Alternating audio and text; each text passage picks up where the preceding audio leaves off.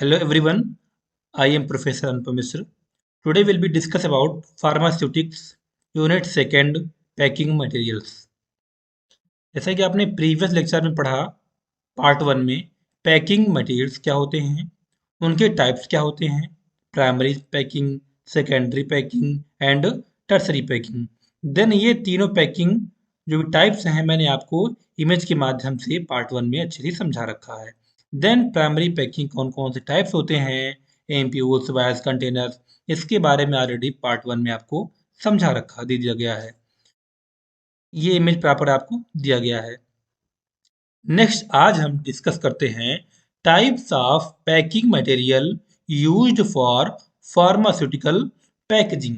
Means जो भी ये पॉइंट दिए गए हैं इनको हमें स्टडी करना है। आपके सिलेबस में दिया गया है कि ग्लास क्या होते हैं, प्लास्टिक क्या होते हैं, रबर क्या होते हैं, पेपर क्या होते हैं, मेटल क्या होते हैं। ये प्रॉपर आपके सिलेबस में दिया गया है और इसके बारे में हमें एडवांटेज, डिसएडवांटेज और इसकी डेफिनेशन प्रॉपर हमें उसको स्टडी करना है, पढ़ना है। Selection criteria of packing materials means जो भी पैकिंग मटेरियल्स हैं उनको हम किस बिहाफ पे उसको हम सेलेक्ट करते हैं उसको हम देखते हैं। पहला पॉइंट आपका है फिलिंग मेथड, दूसरा है प्रॉपर्टीज ऑफ ग्लास कंटेनर, तीसरा है sensitivity of the glass container and fourth है the degree of the protection required and last है स्टेरिलाइजेशन प्रोसेस। वैसे बहुत सारे हैं लेकिन इसमें 4-5 पॉइंट मेंशन किया गया है। इसका मतलब ये है कि यदि हम किसी भी बॉटल में या ग्लास में यदि किसी भी सॉल्वेंट को हम फिलिंग करते हैं तो उसमें कहीं भी कोई समस्या नहीं आनी चाहिए, कोई ब्रेक उसमें ब्रोकेज नहीं होना चाहिए। प्रॉपर्टी ऑफ ग्लास कंटेनर्स में क्या मतलब है, मीन्स जब कभी भी कोई भी सॉल्वेंट या कुछ भी कोई भी लिक्विड हम किसी भी ग्लास में हम रखते हैं तो उसमें कोई भी रिएक्शन नहीं होना चाहिए उस ग्लास के द्वारा। Sensitivity of the glass containers means जो भी ग्लास कंटेनर्स हैं उसको हम चेक करते हैं प्रॉपर क्या वो हार्ड है कि नहीं है। ऐसा नहीं है कि उसको टच करते ही ब्रेक हो जाए, तो उसकी हम सेंसिटिविटी हम चेक करते हैं। Degree of the protection required means जो भी हमारा ग्लास है उनको हमें देखते हैं कि ऐसा तो नहीं है कि ज़्यादा टेम्परेचर में वो ब्रेक हो रहा है, कोई इसमें समस्या हो रही है, रिएक्शन हो रहा है या सॉल्वेंट में कलर छूट रहा है बॉटल का, तो हम प्रॉपर उसको हम देखते हैं। स्टेलाइजेशन प्रोसेस मीन्स जब हम किसी भी सॉल्वेंट को ग्लास में रख करके जब हम स्टेराइल करते हैं या रबर वगैरह कहीं इस्तेमाल करते हैं तो कहीं उसमें कोई रिएक्शन नहीं हो रहा है। ये हम प्रॉपर जो भी है इसको हम ये जो भी क्राइटेरिया होती है उसको हम चेक करके उसके बाद ही पैकिंग मटेरियल को हम सेलेक्ट करते हैं। तो आइए अब हम स्टडी करते हैं टाइप्स ऑफ पैकिंग मटेरियल्स। जो हमारे सिलेबस में दिया गया है उसके बारे में वन बाय वन स्टडी करते हैं। हमारे सिलेबस में चार ही दिया गया है, ग्लास, प्लास्टिक, रबर और मेटल्स।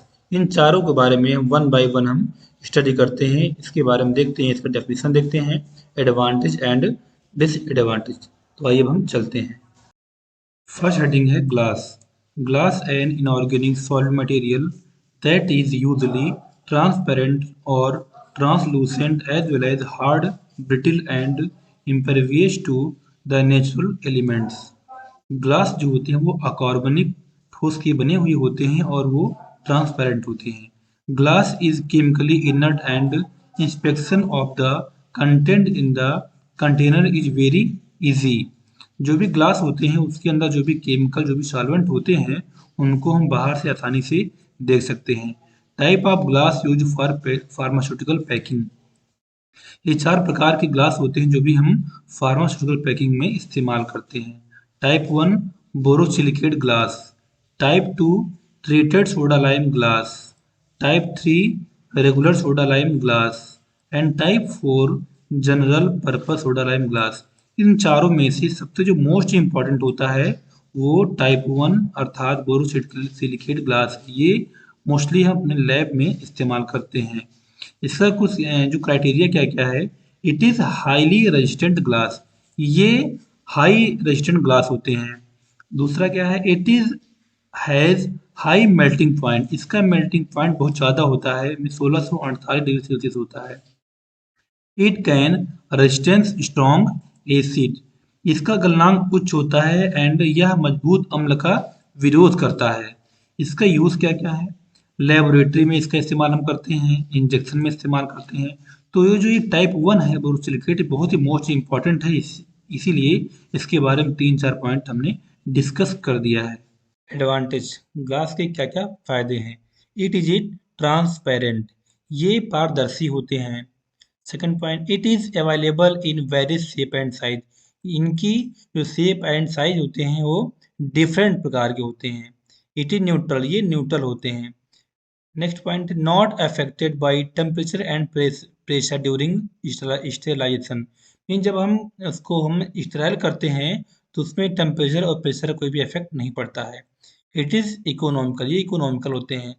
सिक्स, क्या light sensitive drug can be stored in amber coloured glass, means जो भी ऐसी ड्रग होती हैं जो लाइट सेंसिटिव होती हैं, मीन्स लाइट के प्रेजेंस में वो ड्रग खराब हो जाती हैं, उनको अम्बर कलर्ड ग्लास में उसको हम फिलअप कर देते हैं। देन है डिसएडवांटेज, मीन्स ग्लास के क्या क्या नुकसान है। इजिली ब्रेकेबल, ये आसानी से ब्रेक हो जाते हैं। सम ग्लास रिलीज एल्केली, कुछ ग्लास ऐसे होते हैं जो एल्केल को रिलीज करते हैं। Third point, chances of flog formation, कुछ ग्लासों में गुच्छों का फॉर्मेशन हो जाता है, उस वजह से ग्लास खराब हो जाते हैं। सेकेंड हेडिंग हमारी है plastic. It is used as the primary as well as secondary packing of the pharmaceutical product. The plastic used in polyethylene, polyvinyl chloride, etc. Plastic का इस्तेमाल अक्सर हम प्राइमरी एवं सेकेंडरी पैकिंग के रूप में इस्तेमाल करते हैं। पॉलीइथाइलीन, पॉलीविनाइल क्लोराइड ऐसे और भी हैं जिनको हम प्लास्टिक के रूप में हम इस्तेमाल करते हैं। The benefit of using plastic is that it is flexible, low weight and cost effective. Plastic के बहुत सारे बेनिफिट्स है, क्योंकि ये फ्लेक्सिबल होते हैं, इनका वेट भी कम होता है और ये सस्ते भी होते हैं। अब प्लास्टिक के फायदे क्या क्या हैं। They can be handle easy, इनको हम आसानी से हम इस्तेमाल कर सकते हैं। Second, available in various shape and size, ये इनका जो शेप और साइज है कई प्रकार का होता है। They can be transparent easily, means जो भी ये प्लास्टिक हैं इनको हम आसानी से कहीं पर भी ले जा सकते हैं। रेजिस्टेंट टू इनऑर्गेनिक केमिकल, ये जो भी इनऑर्गेनिक केमिकल होते हैं उनसे ये रेजिस्टेंस काज करते हैं। दे आर अनब्रेकेबल, और ये जल्दी टूटते नहीं क्योंकि ये लचीले होते हैं। अब डीमेरिट्स, इनके नुकसान क्या क्या है। दे में एब्जॉर्ब द प्रोडक्ट, ये जो प्लास्टिक होते हैं कभी कभी प्रोडक्ट को एब्जॉर्ब कर लेते हैं। लीचिंग प्रॉब्लम, ये लचीले होते हैं, इस वजह से कभी कभी समस्या क्रिएट हो जाती है। डिसकलरेशन ऑफ द प्रोडक्ट, जो भी प्रोडक्ट होते हैं उनका कलर डिफरेंट हो जाता है, डिसकलर हो जाते हैं। ये इनके मेरिट्स एंड डीमेरिट्स हैं। थर्ड हेडिंग है metal. Metal are used for construction of container, metal का इस्तेमाल कंटेनर को बनाने में किया जाता है। Types of metal used for steel, aluminium and alloys of aluminium, metal का इस्तेमाल स्टील और अलॉयज को बनाने में भी किया जाता है। Metal is mainly used to pack the doses in gel form, metal का उपयोग मुख्य रूप से जेल के रूप में खुराक को पैक करने के लिए किया जाता है। अब मेटल के हम फायदे देखते हैं, इसके कौन कौन से फायदे हैं। लो वेट ऑफ फिनिश्ड पैकेज, जब किसी भी प्रोडक्ट को हम पैक करते हैं मेटल से तो उसका वेट बहुत ही कम होता है। शटर प्रूफ, इसको हम चाहे कितना भी तोड़ मरोड़े और ये मेटल टूटता नहीं है। इम्परमेबल टू गैस, मेटल से जो भी गैसें हैं वो आर पार नहीं होती हैं। लाइट बैरियर, लाइट क्रॉस नहीं होती हैं। High heat transmission, heat transfer हो जाते हैं आसानी से। मेच्योर मैन्युफैक्चरिंग मेथड्स, ये प्योर मैन्युफैक्चरिंग मेथड्स है। डिसएडवांटेज, इसके क्या क्या नुकसान हैं मेटल के। Potential interaction with product. Second, limited self life, means liquid में इनकी जो भी सेल्फ लाइफ होती है वो लिमिटेड होती है क्योंकि ये लिक्विड से रिएक्शन कर जाते हैं।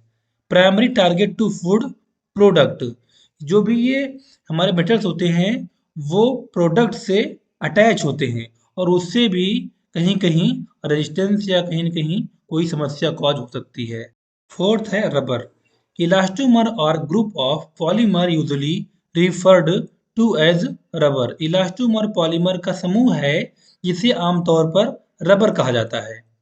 Rubber is used mainly for construction of closure.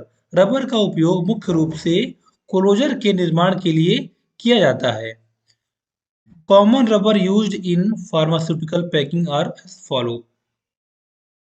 First है butyl rubber, second chlorobutyl rubber, third natural rubber and silicone rubber. ये ऐसी रबर हैं जिनको हम फार्मास्यूटिकल पैकिंग में हम इस्तेमाल करते हैं। इनके फायदे, इनके एडवांटेज क्या क्या हैं? Water absorption is very slow. Water का एब्जॉर्प्शन बहुत ही धीरे धीरे होता है।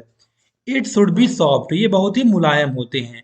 It should not absorb medicament, ये मेडिकामेंट को अब्जॉर्ब नहीं करते हैं।